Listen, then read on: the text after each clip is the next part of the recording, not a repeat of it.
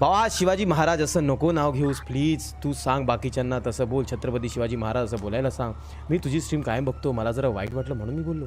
जितेश बाबा, तो जो एक पिक्चर आलेला ना, त्या पिक्चर नंतर तुम्ही हे सगळं करता बघ. महाराज आहेत ना ते आपल्या हृदयात असतात. ठीक आहे, तू प्रत्येक वेळी ते छत्रपती शिवाजी महाराज हे नाव घेतोस, खूप चांगली गोष्ट आहे. पण जर तू शिवाजी महाराज हे आदराने घेतोय, मनापासून घेतोय, मनापासून घेणं महत्त्वाचं आहे रे. डोक्यात महाराजांना नाही ठेवायचं आहे, हृदयात ठेवायचं आहे, लक्षात ठेव. आणि राहिला प्रश्न छत्रपती, ती त्यांची पदवी आहे, ते तर ते आहेतच, त्यात तर काय वादच नाही रे. पण कसं आहे, कधी कधी लोक पटकन बोलतात की शिवाजी महाराजांचा विजय असो वगैरे असं, तर ते छत्रपती काही लोक राहतात. असा अर्थ नाही त्याचा की ते लोक रिस्पेक्ट नाही करत आहेत. सगळी लोक महाराजांना खूप रिस्पेक्ट करतात. पिक्चर बघून तुम्ही लोक इन्स्पायर होतात, चांगली गोष्ट आहे, पण जरा चांगल्या ठिकाणी इन्स्पायर व्हा. ती एक व्हिडिओ व्हायरल झाली, महाराजांचा पिक्चर आला आणि ती व्हिडिओ व्हायरल, त्यानंतर तुम्ही ह्या गोष्टी खूप जास्त सिरियसली आहेत, बरोबर ना? त्याच्या आधी नव्हते बोलत तुम्ही.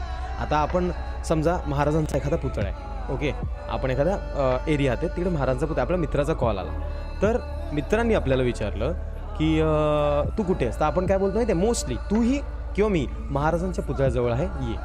सिम्पल.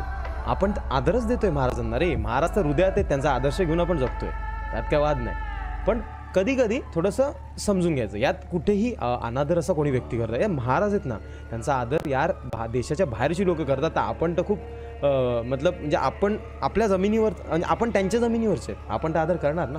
विषय काय, वाईट नको वाटून घेऊ.